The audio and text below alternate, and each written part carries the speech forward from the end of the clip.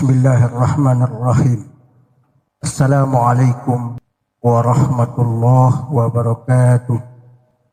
Alhamdulillahilladzi tafarrada bil jalal wa ta'azzama bil kiram.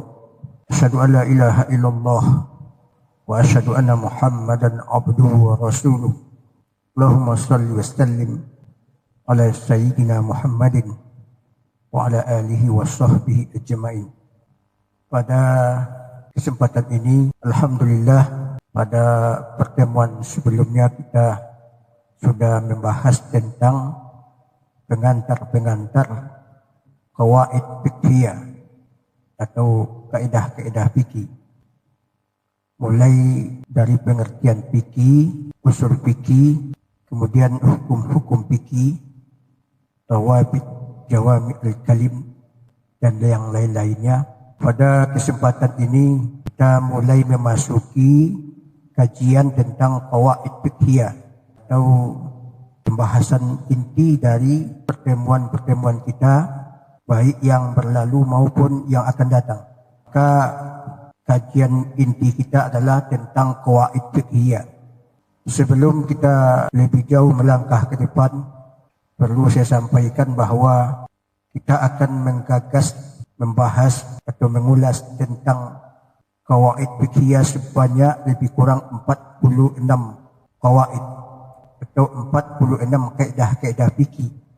Maka oleh sebab demikian perlu saya sampaikan bentuk umum yang akan kita bahas dalam mengulas tentang qawaid fiqhiyah ini.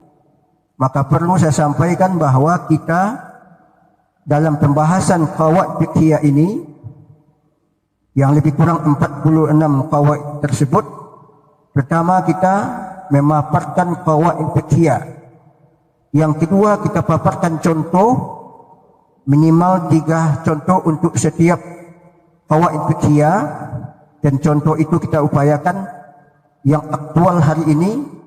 Kemudian kita paparkan dalil-dalilnya. Kemudian dalil tersebut kita lihat dawabit fiqhiyah. Kemudian kita lihat jawami al-kalim yang ada di dalam dalil tersebut.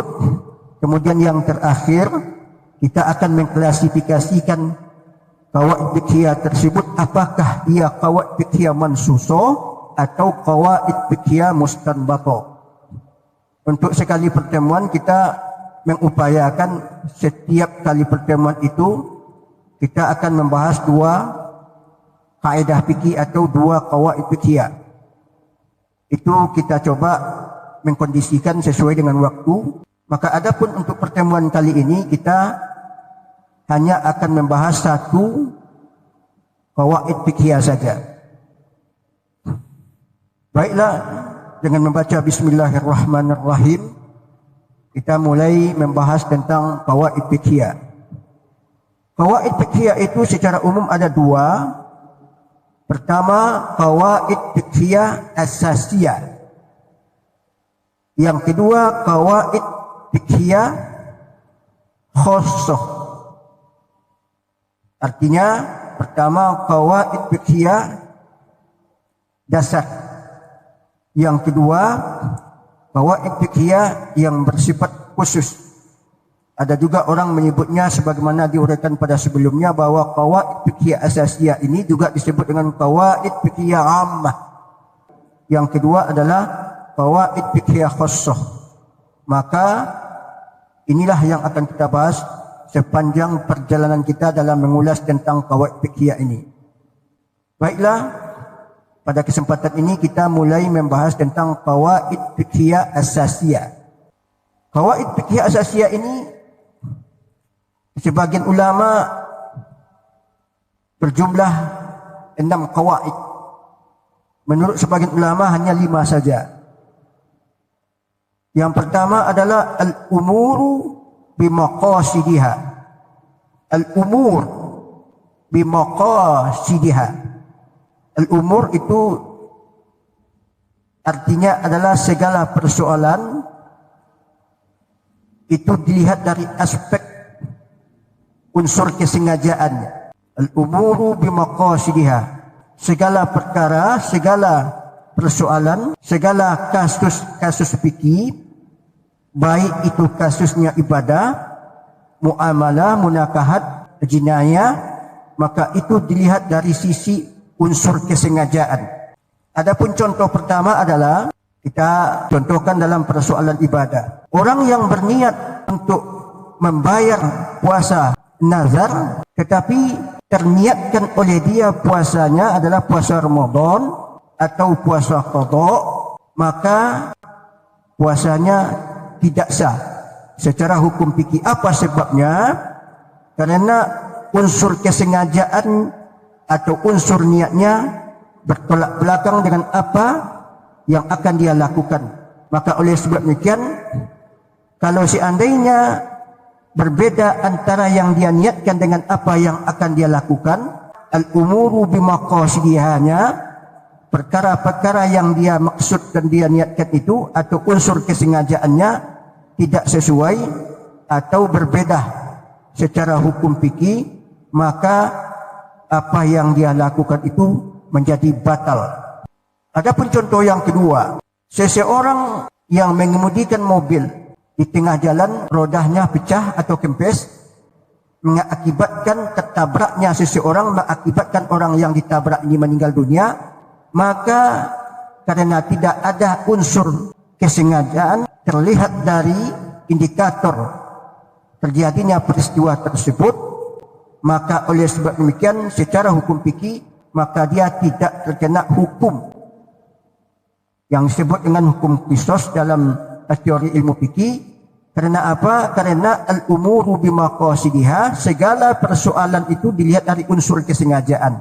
Namun hal-hal yang berhubungan dengan muamalah, berhubungan dengan jinayah, unsur kesengajaan itu akan terlihat diuji secara teoritis dan indikator yang dilihat dari sisi peristiwa, baik dari benda yang dia pakai, hal-hal yang berhubungan dengan tersebut, sehingga bisa dipastikan adanya indikator bahwa perbuatan tersebut tidak sengaja dilakukan oleh seseorang, kecuali kalau ada di situ terlihat unsur kesengajaan, maka akan terkenalah hukum. Tapi yang pasti setiap persoalan itu akan dilihat dari unsur kesengajaan, al-umuru bimaqasidiha.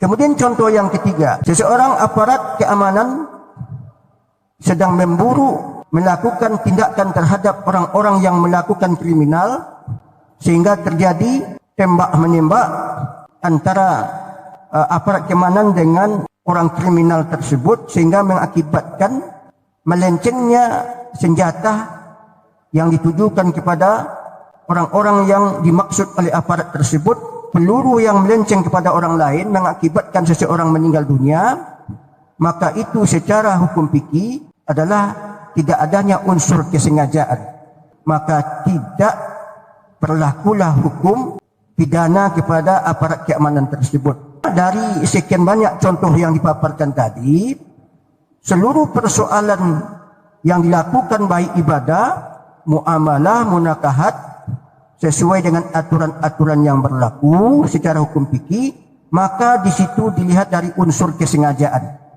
Kalau seandainya ada unsur kesengajaan membunuh orang, maka berlakulah hukum qisas.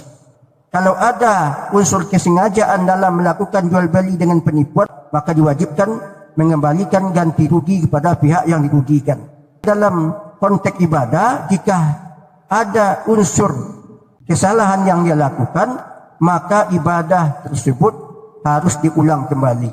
Adapun dalil dari kaidah ini, pertama dari ayat Al-Quran, Bismillahirrahmanirrahim, wa ma umiru illa liya'budullaha mukhlishina lahuddin hunafa'a. Mereka tidak diperintahkan untuk menyembah kepada Allah, untuk beribadah kecuali dengan ikhlas. Maka ikhlas ini di dalam ayat ini memiliki sebuah indikator petunjuk bahwa segala ibadah itu ditujukan kepada Allah dengan ikhlas. Adanya unsur kesengajaan untuk beribadah kepada Allah, maka jelaslah bahwa dawabit fikihnya setiap ibadah itu dilakukan dengan ikhlas kepada Allah, artinya dengan unsur kesengajaan untuk beribadah kepada Allah Subhanahu wa taala. Dalil yang kedua Bismillahirrahmanirrahim. Wa may yaqtul mu'minan muta'ammidan fajaza'uhu jahannam. Siapa yang melakukan pembunuhan terhadap orang mukmin dengan unsur kesengajaan, maka balasannya adalah neraka jahannam. Di situ diungkapkan muta'ammidan, unsur kesengajaan. Bila mana tidak ada unsur kesengajaan, maka tidak ada konsekuensi hukum kepada orang tersebut.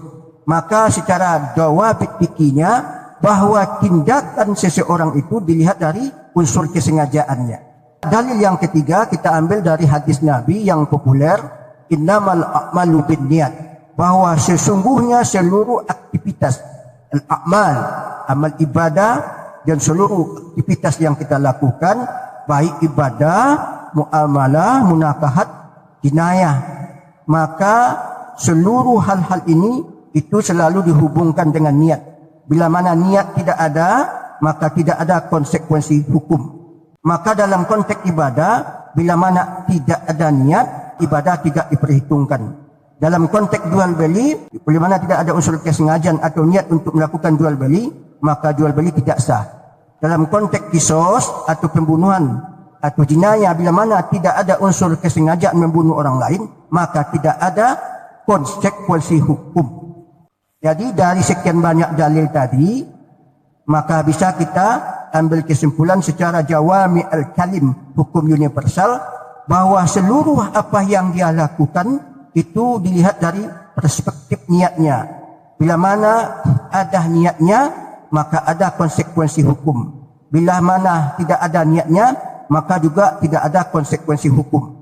Hukum yang dimaksud kalau ibadah dilakukan tanpa niat, maka ibadahnya tidak sah. Kalau dalam konteks jual beli, bila mana tidak ada unsur niat dalam melakukan praktik muamalah atau jual beli, maka jual belinya tidak sah.